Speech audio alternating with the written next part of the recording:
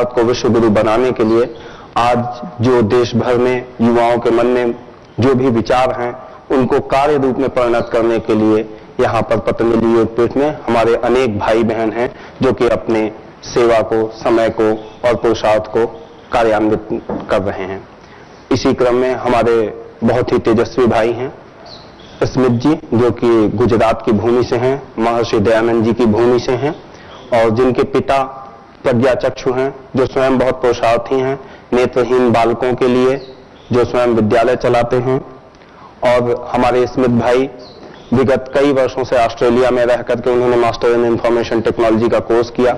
आधुनिक और वैश्विक दृष्टि से जो शिक्षाएं उच्च मानी जाती हैं उनमें निष्णात हैं वो, और ऐसी भावना रखते हुए भी ऐसे उनके पास अवसर थे कि लाखों करोड़ों के ऑफर उनके लिए कोई दुर्लभ नहीं थे, फिर भी उन्होंने उस लौकिक संसार को त्याग करके यहाँ की आध्यात्मिक पृष्ठभूमि को अपना करके अपना जीवन और ये पूरी जवानी इस सर्वस्व को त्याग देने की भावना से यहाँ पतंजलि योगपीठ आए हैं, ताकि आने वाली मानवता इन युवाओं के ऊपर कुछ आक्षेप न कर सके, उनके समय को दुत्कार न सके।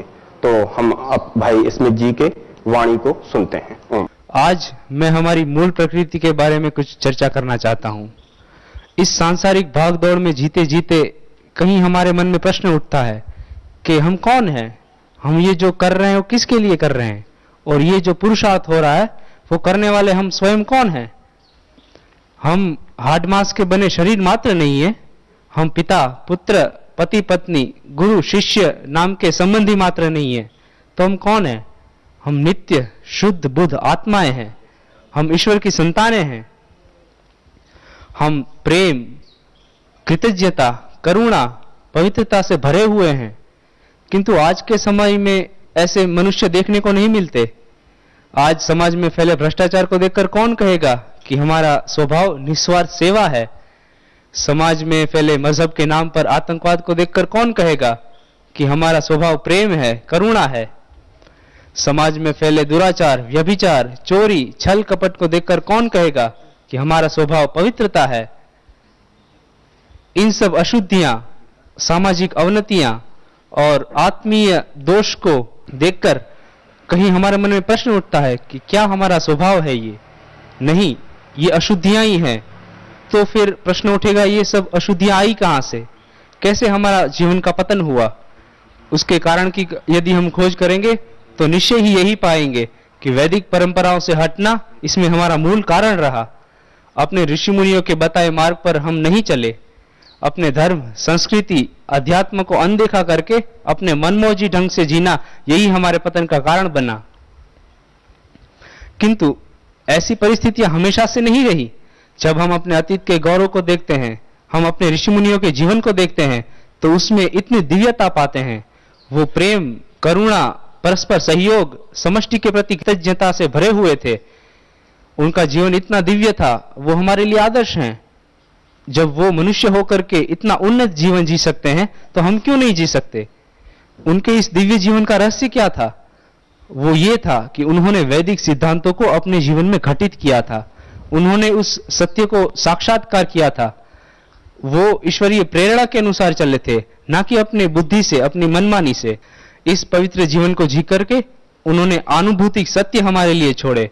उन्होंने हमारे लिए सामाजिक व्यवस्थाएं बनाई ताकि आने वाली पीढ़ियां अपना जीवन सुखपूर्ण जी सकें। और ये परंपराएं चलती रहीं। महाभारत काल तक इन परंपराओं की वजह से समाज सुरक्षित रहा, किंतु उस महाभारत के युद्ध के बाद हमारा ह्रास शुरू हुआ, हमारा पतन शुरू हुआ। उसके लिए लाखों लाखों क्रांतिकारियों ने अपने जीवन का बलिदान देकर के उनको राजनीतिक रूप से तो स्वतंत्र कर दिया, किंतु सामाजिक दृष्टि से, सांस्कृतिक दृष्टि से आज कहीं ना कहीं हम गुलाम अनुभव करते हैं। हम स्वतंत्र अनुभव नहीं करते इसमें। तो इन परिस्थितियों को कौन बदलेगा? आज बड़ी पीड़ा होती है देख करके कि हम अपने ही धर्म से, अपनी संस्कृति से उखड़ते जा रहे हैं। हमने आज धार्मिक मूल्य, आध्यात्मिक मूल्य को दरकिनार कर दिया है। हम पैसा, सम्मान, इनके पीछे ही चल पड़े हैं। तो क्या ये हमारी दिशा सही है? मुझे तो नहीं लगती। इन परिस्थितियों को, इन सामाजिक आज की रूढ़ियों को कौन बदलेगा? आप बदलेंगे, हम बदलेंगे, हम सभी देशवासी मिलकर बदलेंगे। आज इस संसार को जरूरत है उन दिव्य आत्माओं की जो अपने जीवन को ऋषि परंपरा, गुरु परंपरा में ढाल सकें और अपने जीवन को ईश्वर के लिए समर्पित करके जिए, ताकि समाज के लिए आदर्श बने। अनन्यास चिंतयन्तो माम ये जना पर्युपासते तेषाम नित्याभियुक्तानाम योगक्षेमं वहाम्यहम्। जो मेरी भक्ति करता है, मेरे दिखाए मार्ग पर चलता है, उनका योगक्षेम मैं स्वयं वहन करता हूं। तो आप अपने भविष्य की चिंता ना कीजिए, अपने जीवन के बारे में सोचिए कि क्या मेरी जो इच्छाएं हैं, मेरी जो आवश्यकताएं हैं और मेरे जो कर्म है, पुरुषार्थ है, क्या वो एक ही दिशा में है? शायद आपके मन में संदेह रहेगा। तो अब प्रश्न उठता है कि हमें ऐसा दिव्य वातावरण कहां मिलेगा? कौन हमें ये मार्गदर्शन देगा? अपने जीवन के उन्नत बनाने के अवसर हमें कहां प्राप्त होंगे? इसका एकमात्र उत्तर है पतंजलि योगपीठ। परम पूज्य स्वामी रामदेव जी महाराज के द्वारा चलाए गए गुरुकुल प्रकल्प, सेवाव्रती प्रकल्प में हम जुड़कर अपने जीवन के सभी पहलुओं को विकसित कर सकते हैं। हम अपनी सभी क्षमताओं को बढ़ा सकते हैं। यहाँ पर परम श्रद्धेय गुरु जी के ध्यान छत्र के नीचे आके हम अपने आप को धन्य कर सकते हैं। अपने मानसिक बौद्धिक विकास के लिए पतंजलि योगपीठ सुअवसर प्राप्त कराता है। तो आइए मैं सभी दिव्य आत्माओं का पतंजलि योगपीठ में स्वागत करता हूं। इति ओम शम। इसी श्रृंखला को आगे बढ़ाते हुए मैं अपने गुरुकुल के भाई आलोक जी को आमंत्रित करूंगा, जो बहुत ही हृष्ट पुष्ट हैं शरीर से, साथ ही विचारों से भी हृष्ट पुष्ट हैं। गुरुकुल में विगत 5 वर्षों से अध्ययन कर रहे हैं, जिसमें उन्होंने व्याकरण शास्त्र का अध्ययन किया है, निरुक्त शास्त्र पढ़ा है और वर्तमान में अभी श्रद्धेय आचार्य सत्यजीत जी के सानिध्य में न्याय दर्शन का भी अध्ययन किया है। ऐसे हमारे भाई ओजस्वी भ्राता आलोक जी को आमंत्रित करता हूं, वो आए और अपने विचार हमारे सामने रखें। ओम। परम पूज्य स्वामी जी महाराज, आचार्य श्री और हमारे बीच उपस्थित पूज्य गुरु जी के चरणों में मेरा कोटि कोटि प्रणाम। भाइयों बहनों, सत्य को हमें आचरण में लाना होगा। सत्य को आचरण में लाके ही हम उस सत्य का पूरा लाभ उठा सकेंगे। हमारे प्राचीन काल में जो ऋषि मुनि हुआ करते थे, वो सत्य में जीते थे, सत्य का वो आचरण करते थे, तभी हमारा देश भारत पूरे विश्व का नेतृत्व करते थे, तभी हमारा देश भारत विश्व गुरु कहलाता था। शब्द सत्य को समझने का एक साधन मात्र है, साध्य तो हमारा आचरण है। यदि सत्य को हम आचरण में ले आए, तभी सत्य का जानना सार्थक होता है। आज उस सत्य का जो शब्द रूप में है, शब्द वेद में है, पुस्तकों को पढ़ के आज लाखों व्यक्ति हर साल अच्छे से डिग्रियां ले रहे हैं। साक्षरों की संख्या बढ़ती जा रही है, स्कूल कॉलेजों की संख्या बढ़ती जा रही है, विज्ञान व टेक्नोलॉजी की संख्या बढ़ती जा रही है और साथ साथ में अन्याय, दुराचार इत्यादि भी बढ़ते जा रहे हैं। सत्य कभी भी अन्याय, दुराचार इत्यादि करने के लिए प्रेरित नहीं करता, अपितु उसके ऊपर अंकुश लगाता है।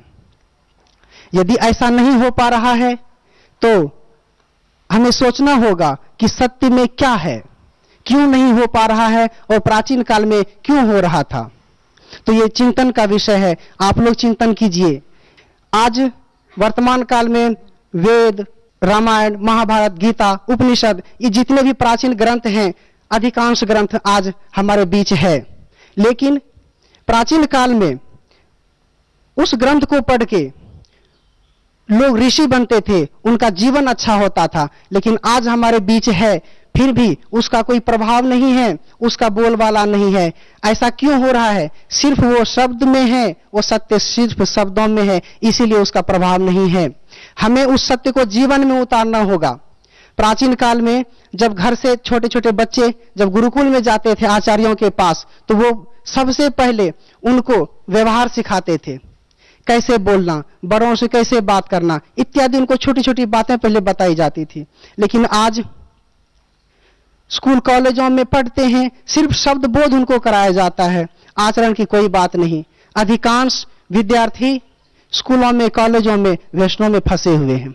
और ऐसा प्राचीन काल में नहीं होता था, इसलिए पाणिनि, पतंजलि, गौतम, कणाद, जैमिनी ऐसे ऐसे महापुरुष हुआ करते थे। और माताओं बहनों में गार्गी, सीता, सावित्री ऐसी माताएं हुआ करती थी।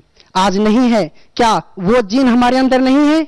वो हैं, वो संस्कार आज भी हमारे अंदर हैं, लेकिन उसका कोई प्रभाव नहीं है। इसका क्या मतलब है कि वो सत्य को हम पढ़ रहे हैं, हम उसमें जी नहीं रहे हैं, इसीलिए आज हमारे देश का ये हाल है। तो एक शब्द सुनने में आता है, ज्ञानान मुक्ति, ज्ञान से मुक्ति मिलती है। आज मैं इसे सोच रहा हूं कि ज्ञानियों की संख्या लगभग 125-26 करोड़ भारतीय हैं। लगभग 100 करोड़ तो ज्ञानी होंगे ही, जो जानते होंगे चोरी नहीं करनी चाहिए, नशा नहीं करना चाहिए, सभी जानते हैं। लेकिन क्या उस सत्य से उनको मुक्ति मिल जाती है क्या? नहीं, और उसमें घुलते जा रहे हैं। तो हमें ध्यान देना होगा कि उस सत्य को हम जीवन में उतारें, तभी जाकर हमारा जीवन सफल होगा। तो भाइयों बहनों, व्यक्ति दुनिया के चाहे कोई भी हो, वो सफल होना चाहता है।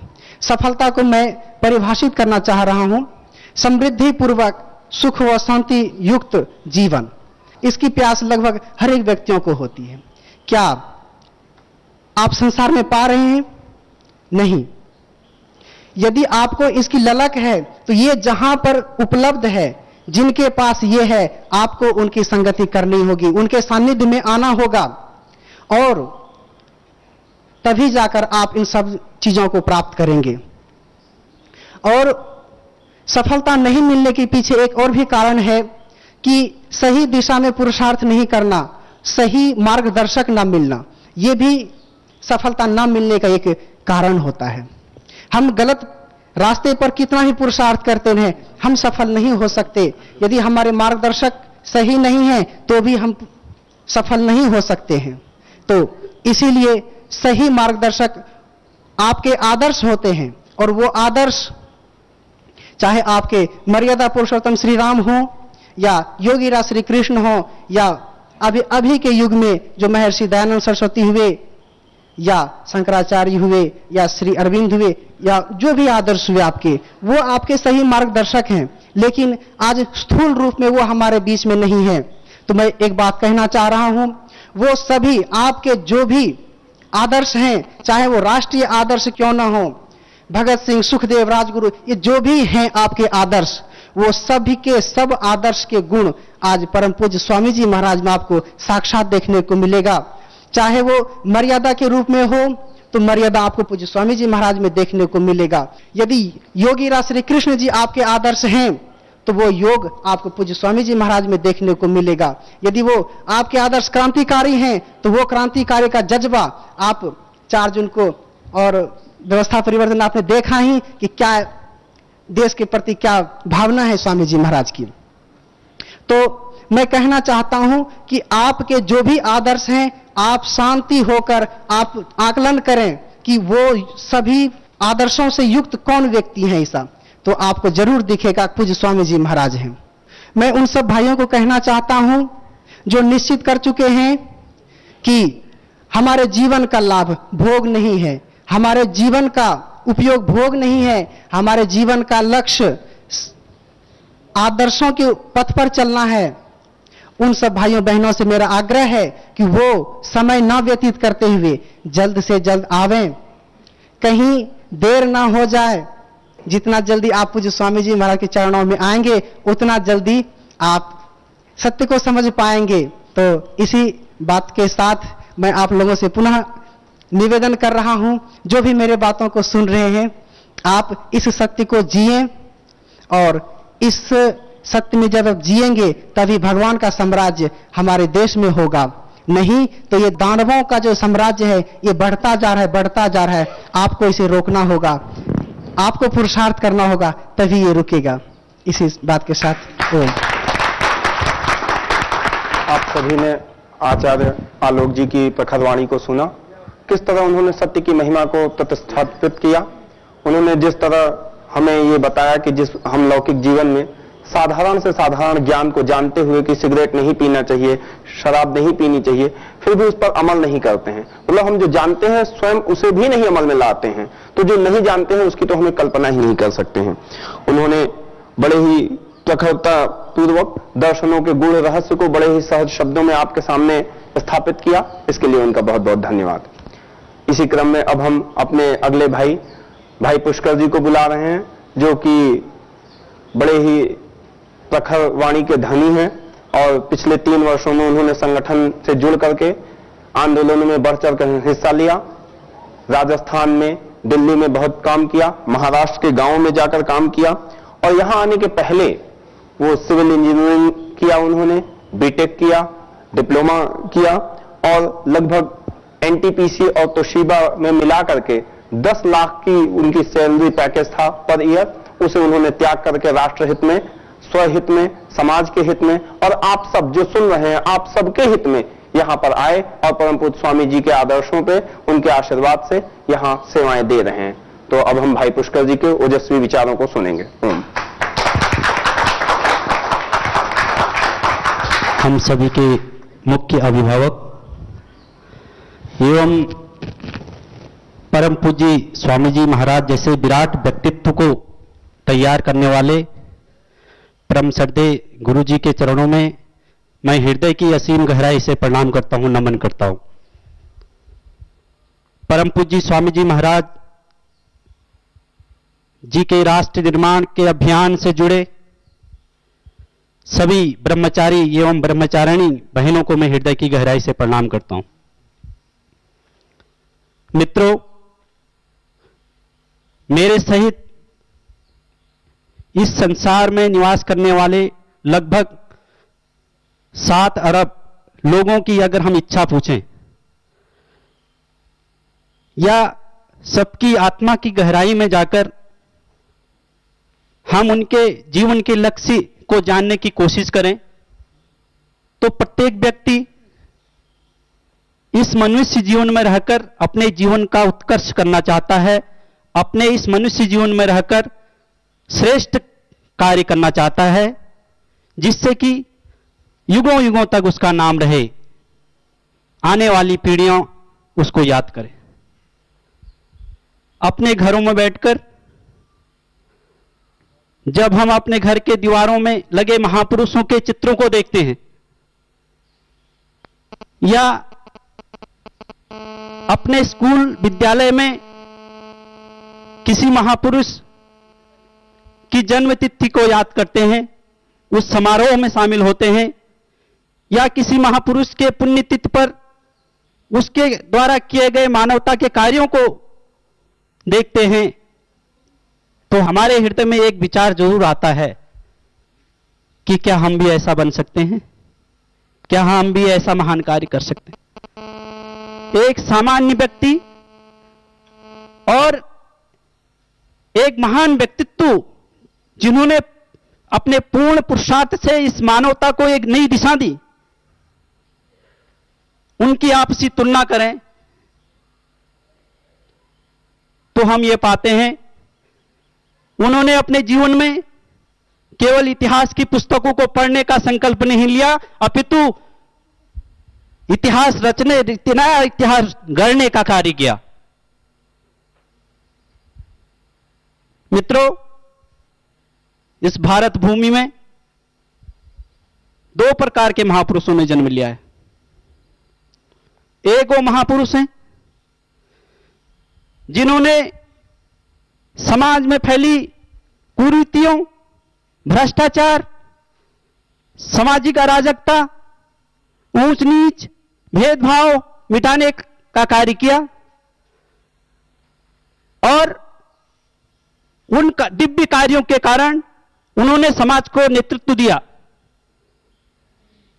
दूसरे प्रकार के महापुरुष वो जन्मे हैं जिन्होंने अपने विलक्षण प्रतिभा के द्वारा, अध्यात्म ज्ञान के द्वारा लोगों के हृदय में बैठकर उनसे उनकी आत्मा का परमात्मा से साक्षात्कार कराया। जब विषय यह आता है, जो भी भाई आज मुझे सुन रहे हैं, कि हम रास्ता कौन सा अपनाएं? क्या हम ब्रह्मचारी रहकर समाज का कार्य कर सकते हैं, या गृहस्थ रहकर भी कार्य कर सकते हैं? आप लोग घरों से सुन रहे होंगे, आपके माता पिता भी इस पर विचार कर रहे होंगे, आप भी खुद विचार कर रहे होंगे। माता पिता आपको बता रहे होंगे, नहीं बेटा, आपको स्वामी जी का कार्य करना है तो आप घर पे रहकर कीजिए, शादी कीजिए। ऐसे महापुरुष हुए हैं जिन्होंने शादी रचकर भी समाज सेवा की है। दोस्तों, अध्यात्म भी विज्ञान की कसौटी पे खरा उतरता है। एक व्यक्ति जितना अपने जीवन में पूर्ण पुरुषार्थ कर सकता है, अगर वो ब्रह्मचारी है तो 100% कर सकता है, अगर वो गृहस्थ हो जाता है तो उसको अपने घर परिवार को भी देखना ही पड़ता है। आज 2 अरब पुरानी भारत की इस प्राचीन संस्कृति को हम जब स्मरण करते हैं, किस प्रकार उस 2 अरब पुरानी इस भारत की प्राचीन संस्कृति पर 200 सालों की संस्कृति, पश्चिम की संस्कृति भारी पड़ रही है। हम याद करते हैं उस अखंड भारत की जिसकी पूर्व में सीमाएं म्यांमार, बर्मा, बांग्लादेश, थाईलैंड से लेकर जापान और कोरिया तक हुआ करती थी। पश्चिम में पाकिस्तान, अफगानिस्तान से लेकर यूनान तक, उत्तर में नेपाल, भूटान, तिब्बत से लेकर चाइना तक, और दक्षिण में श्रीलंका, जावा, बाली, सुमात्रा से लेकर इंडोनेशिया तक वो अखंड भारत हुआ करता था। वो भारत तो आज हमारे हाथ से गया, लेकिन जो भारत बचा है उसमें भी कहीं माओवाद, कहीं आतंकवाद, कहीं नक्सलवाद से पीड़ित यह भारत, कहीं जाति पात के भेदभाव। आखिर कौन बचाएगा इसको? कौन इसकी चिंता करेगा? मैं करूंगा, आप करेंगे, दूसरा कोई विदेश से इस राष्ट्र को बचाने के लिए मित्रों कोई नहीं आएगा। यह हमारा कर्तव्य है, हम बाहर निकले घरों से। दोस्तों, प्रत्येक व्यक्ति, आपके माता पिता भी एक आदर्श पुत्र आपसे सबसे बड़ी खुशी चाहते हैं कि मेरा बेटा कुछ अच्छा करे। आप किसी विद्यालय में पढ़ते हैं, 10वीं कक्षा में पढ़ते हैं, 12वीं कक्षा में पढ़ते हैं, बीए पढ़ रहे हैं, बीएससी कर रहे हैं, कुछ कर रहे होंगे, किसी गुरु से आप ज्ञान ले रहे होंगे।